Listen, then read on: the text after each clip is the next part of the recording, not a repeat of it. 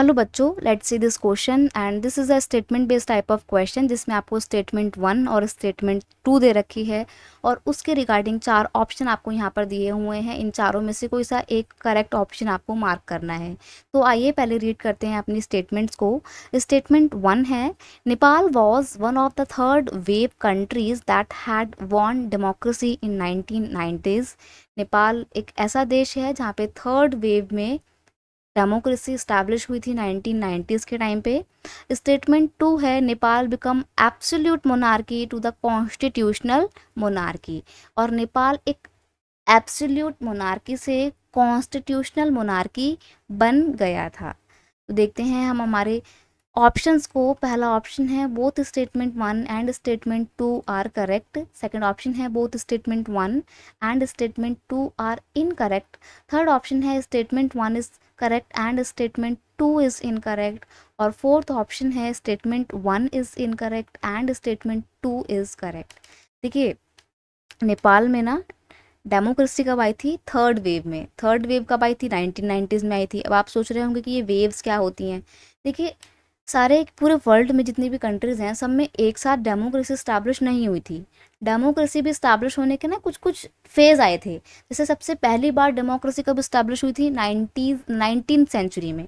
उसके बाद second wave कब आई थी? जब सेकंड वर्ल्ड वॉर ख़त्म हुआ था और उस बहुत सारे छोटे छोटे देश आज़ाद हुए थे जिसमें से इंडिया भी एक था। तो आफ्टर इंडिपेंडेंस उन कंट्रीज़ में डेमोक्रेसी स्टैब्लिश हुई थी, तो वो सेकंड वेव का नाम दिया गया उसको। फिर 1990s के डिके में भी बहुत सारे छोटे छोटे देश आज़ाद हुए और वहाँ पे डेमोक्रेसी आई, तो इसको हमने थर्ड वेव का नाम दिया। उन्हीं थर्ड वेव के दौरान नेपाल में भी डेमोक्रेसी स्टैब्लिश होती है। तो यहाँ पर आपकी स्टेटमेंट 1 बिल्कुल सही है। सेकंड बोला गया है कि नेपाल एक एब्सोल्यूट मोनार्की बन जाता है to the constitutional monarchy. Constitutional monarchy से एक एब्सोल्यूट मोनार्की बन जाता है, ये भी बिल्कुल सही है। देखो क्या होता है, जब 1990s के डिके में नेपाल में डेमोक्रेसी स्टैब्लिश होती है तो ऐसा नहीं है कि कंप्लीट डेमोक्रेसी ही स्टैब्लिश हो गई थी। राजा तब भी था वहाँ पे, ठीक है, मोनार्क था वहाँ पे, लेकिन कॉन्स्टिट्यूशनल मोनार्की थी। और वहाँ पे नेपाल में राजा कौन थे? किंग वीरेंद्र उस टाइम पे राजा हुआ करते थे। लेकिन मिस्टीरियस वे में उनकी डेथ हो जाती है। उनको डेथ तो क्या ही होती है, उनको मार दिया जाता है। उसके पीछे का रीज़न आज तक क्लियर नहीं हो पाया कि उनकी डेथ कैसे हुई थी। अब किंग वीरेंद्र के डेथ के बाद उनके ही भाई, उनके ही रिलेटिव किंग ज्ञानेंद्र नेपाल के राजा बनते हैं। और जब किंग ज्ञानेंद्र राजा बनते हैं तो वो कॉन्स्टिट्यूशनल मोनार्की को अबॉलिश करके एब्सोल्यूट मोनार्की को अडॉप्ट कर लेते हैं, ठीक है। तो इन सन 2008 kingship was abolish and Nepal become a federal democratic Republic.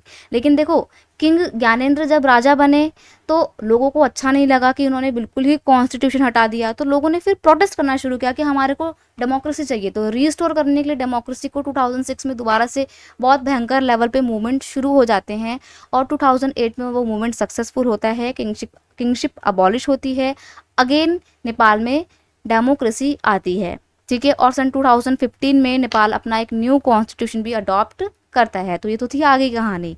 हमसे यहाँ पे बोला क्या था कि थर्ड वे में नेपाल में डेमोक्रेसी स्टैब्लिश हो, ये बिल्कुल सही है।